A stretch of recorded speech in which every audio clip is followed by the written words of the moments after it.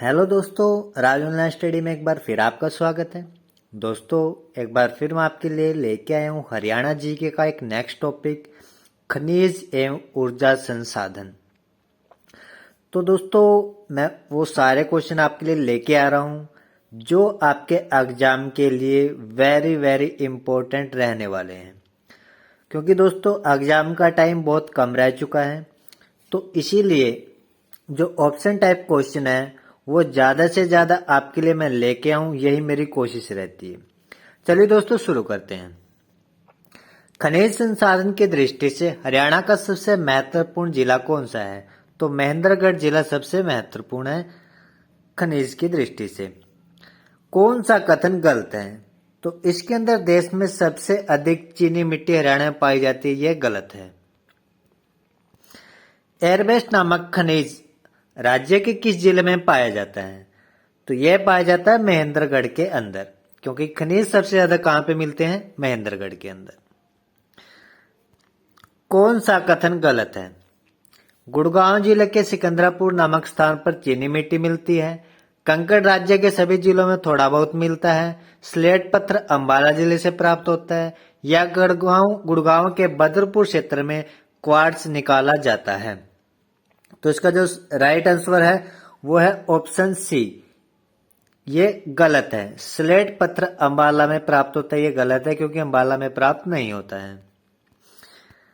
भिवानी जिले में किस स्थानीय स्थानों पर ग्रेनाइट नामक पत्थर पाया जाता है? तो ये इन सभी में पाया जाता है गांव निगानकला, रिवासा, दुलेड़ी, इन सभी में पाए जाते हैं। डी ऑप्शन राइट आंसर है। राज्य के जिले में मैग्नीज पाया जाता है, तो यह पाया जाता है महेंद्रगढ़ के अंदर। यहां पे मैचिंग दिखानी है अपने को, ठीक है।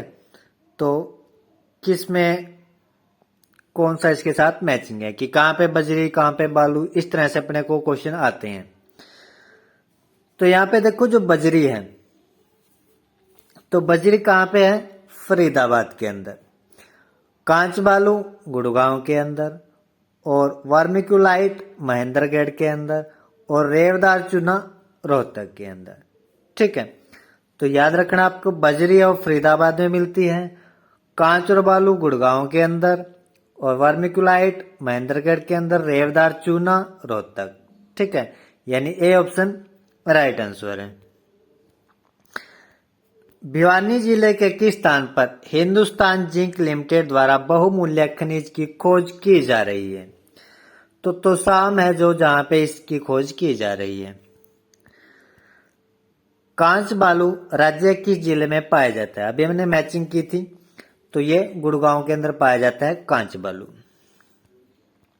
अंबाला जिले के टाडायथर एवं तथा झंकरों में कौन सा खनिज प्राप्त होता है? तो इसके अंदर जो प्राप्त होता है वो रेवदार चूना है, वो प्राप्त होता है इसके अंदर, ठीक है। अगला क्वेश्चन देखते हैं। संगमरमर मुख्य राज्य किस जिले में पाया जाता है? तो संगमरमर पाया जाता है महेंद्रगढ़ के अंदर। राज्य में कच्चा लोहा कहां पाया जाता है? तो यह पाया जाता है महेंद्रगढ़ के अंदर। रेवाड़ी जिले के स्थान पर बहुलता में स्लेट पाया जाता है। बहुत ज्यादा स्लेट कहां पे पाया जाता है? तो रेवाड़ी के अंदर एक जगह है, उसका नाम है कुंड, ठीक है। वहां पे ये स्लेट नामक पत्थर बहुत ज्यादा पाया जाता है। भवन निर्माण की सामग्री बहुलता मिलती है, कहां पे मिलती है सबसे ज्यादा? तो गुड़गांव के अंदर ज्यादा भवन निर्माण की सामग्री मिलती है। राज्य के जिले में मध्यम श्रेणी का मैग्नेसाइट लोह अयस्क प्राप्त होता है? तो यह प्राप्त होता है महेंद्रगढ़ जिले से, यानी सी ऑप्शन राइट आंसर है। बैराइट नामक खनिज राज्य किस स्थान पर पाया जाता है? तो यह भी नारनौल के अंदर यह पाया जाता है बैराइट। आगे, कौन सा कथन असत्य है? तो हरियाणा में उच्च कोटि का लोहा अयस्क पाया जाता है, यही जो है असत्य है, क्योंकि उच्च कोटि का लोहा अयस्क हरियाणा में नहीं पाया जाता है। कौन सा कथन सत्य है? राज्य का उत्तर पश्चिमी भाग खनिज संसाधन की दृष्टि से समृद्ध है और उच्च कोटि का लोहा अयस्क भंडार है। या काइनाइट नामक खनिज महेंद्रगढ़ जिले में पाया जाता है, या क्वार्ट्ज नामक खनिज यमुनानगर में पाया जाता है। तो इसका जो राइट आंसर है वो ऑप्शन सी कि काइनाइट नामक खनिज महेंद्रगढ़ में पाया जाता है, ये सही है, बाकी सारे गलत हैं। हरियाणा के किन किन जिलों में अभ्रक पाया जाता है? तो यह पाया जाता है नारनौल और गुड़गांव के अंदर। सोरा प्रमुख रूप से कहाँ पाया जाता है? तो हिसार, करनाल और गुड़गांव, इन 3 जगह पे सोरा पाया जाता है। कौन सा सही सम्मिलित है? तो यहाँ पे जो बी ऑप्शन है वो सही है, हिलना पत्थर भिवानी के अंदर पाया जाता है, बाकी सारे गलत हैं। कथनों पर विचार कीजिए। तो यहाँ पे अपने को बताना है, Indira Gandhi super thermal power को कोयले की आपूर्ति महानदी कोल्ड फील्ड द्वारा की जाती है, या दीनबंधु छोटूराम थर्मल पावर को सेंट्रल कोल्ड फील्ड द्वारा कोयला प्राप्त होता है। महात्मा गांधी तपतीय विद्युत परियोजना को महेंद्रगढ़ जिले में स्थापित किया जा रहा है। तो ऑप्शन अपने को 4 दिए गए हैं। तो जो राइट आंसर है वो है डी, यानी तीनों के तीनों ही सही हैं। आगे है, यहाँ पे भी अपने को मैचिंग दिखानी है। दीनबंधु छोटूराम तपतीय विद्युत परियोजना कहाँ पे है? ये क्वेश्चन बहुत बार आया दोस्तों, इंपॉर्टेंट क्वेश्चन है। तो ये है यमुनानगर के अंदर। छोटूराम कहाँ पे? यमुनानगर में। और राजीव गांधी तापीय विद्युत परियोजना कहाँ पे है? ये है हिसार के अंदर। राजीव गांधी हिसार में, और इंदिरा गांधी झज्जर के अंदर। ठीक है, यानी सी ऑप्शन राइट आंसर है। आगे देखते हैं, एक कंपनी के रूप में Haryana power generation corporation limited, जिसे हम HPGCL बोलते हैं, की स्थापना कब की गई थी? तो यह की गई थी 1997 के अंदर। यमुनानगर जिले के बुधकला में किस प्रकार की विद्युत उत्पादन की योजना है? तो सौर विद्युत उत्पादन की जो है वो योजना है यमुनानगर जिले के बुधकला में। Haryana power generation corporation limited द्वारा राज्य के किस जिले में सौर विद्युत केंद्र स्थापित करने की योजना बनाई गई है? तो ये यमुनानगर के अंदर है, अभी हमने बात की थी। राज्य के कारखानों के कचरे से कितनी विद्युत उत्पादित की जा सकती है, कि कचरे से बिजली कितनी प्राप्त की जा सकती है? तो 20 मेगावाट है, 17 मेगावाट। ठीक है, 17 मेगावाट है जो वो बिजली हम प्राप्त कर सकते हैं, किससे? कारखानों के कचरे से इतनी उत्पादन की जा सकती है। किस परियोजना को देश के उत्तरी क्षेत्र की प्रथम मेगा परियोजना घोषित किया गया है? तो राजीव गांधी तापतीय विद्युत परियोजना को मेगा परियोजना घोषित किया गया है। दीनबंधु छोटूराम तपतीय विद्युत परियोजना कहाँ पे स्थित है? तो छोटूराम कहाँ पे है? यमुनानगर के अंदर। आगे है, किस जिले में 2800 मेगावाट के नाभिकीय विद्युत केंद्र की स्थापना की जाएगी? तो फतेहाबाद के अंदर इसकी स्थापना की जाएगी। कौन सा कथन गलत है? कि अरावली की सुप्रतापीय परियोजना की स्थापना झज्जर में की जा रही है, या गोरखपुर गांव फतेहाबाद के पास नाभिकीय ऊर्जा की स्थापना की जाएगी, पंचकुला में एक दूसरी नाभिकीय ऊर्जा की स्थापना की योजना है, या ककरोईल जल विद्युत केंद्र की चौथी यूनिट सतलुज यमुना लिंक नहर से संबंधित है? तो इसका जो राइट आंसर है ऑप्शन सी, यानी पंचकुला में एक नाभिकीय ऊर्जा की स्थापना की योजना है। ककरोई जल विद्युत परियोजना किस जिले में है? तो यह सोनीपत के अंदर। किस जिले में इंदिरा गांधी तपतीय विद्युत परियोजना की स्थापना की जा रही है? तो इंदिरा गांधी कहाँ पे है? तो इंदिरा गांधी है झज्जर के अंदर। महात्मा गांधी विद्युत परियोजना किस जिले में स्थापित की जा रही है? तो महात्मा गांधी भी कहाँ है? झज्जर के अंदर। इंदिरा गांधी और महात्मा गांधी दोनों झज्जर के अंदर।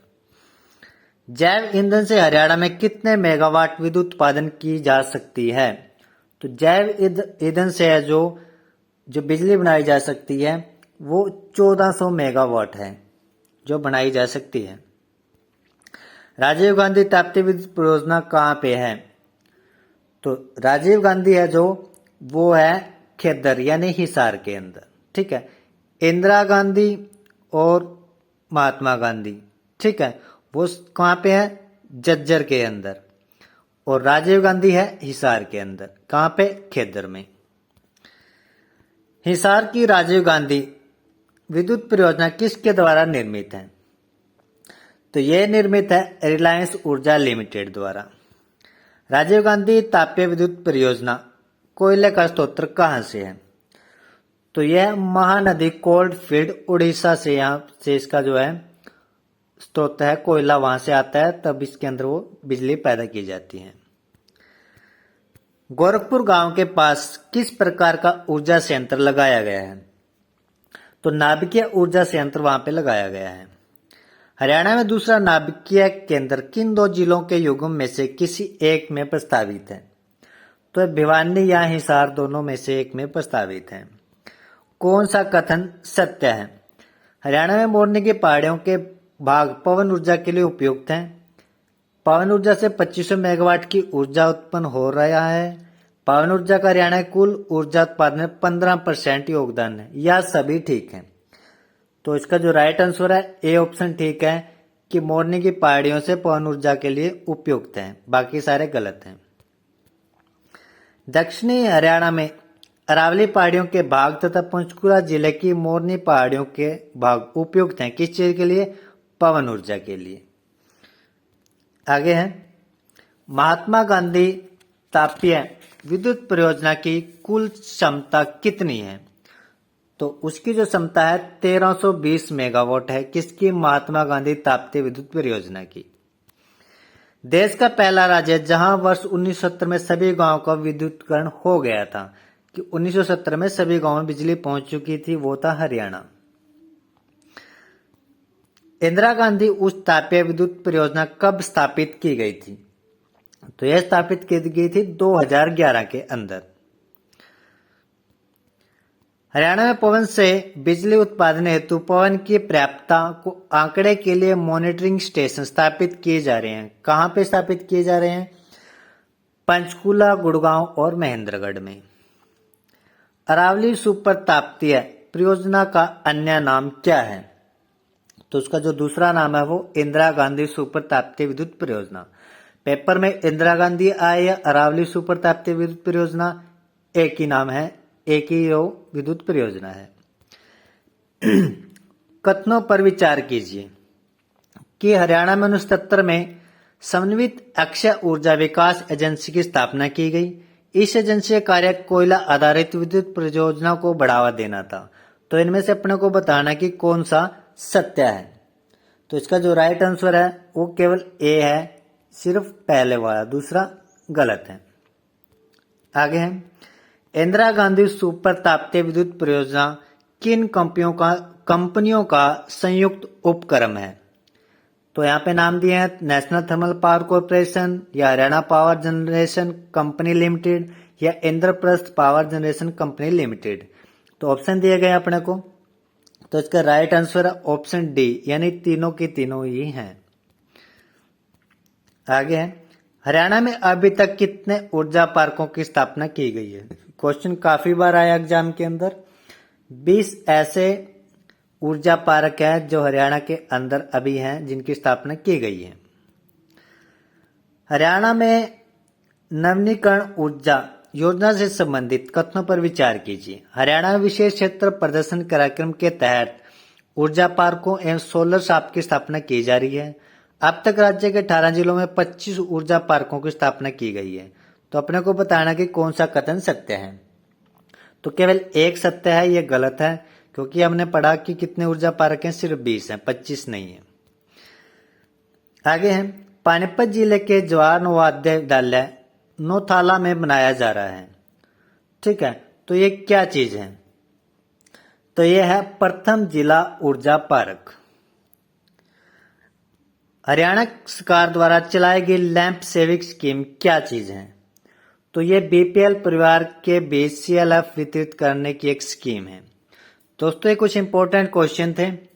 वीडियो जब अच्छी लगी तो लाइक शेयर सब्सक्राइब जरूर कीजिएगा, और अगले टॉपिक के साथ मैं आपसे फिर मिलूंगा। तब तक के लिए धन्यवाद और मिलते हैं नेक्स्ट वीडियो में।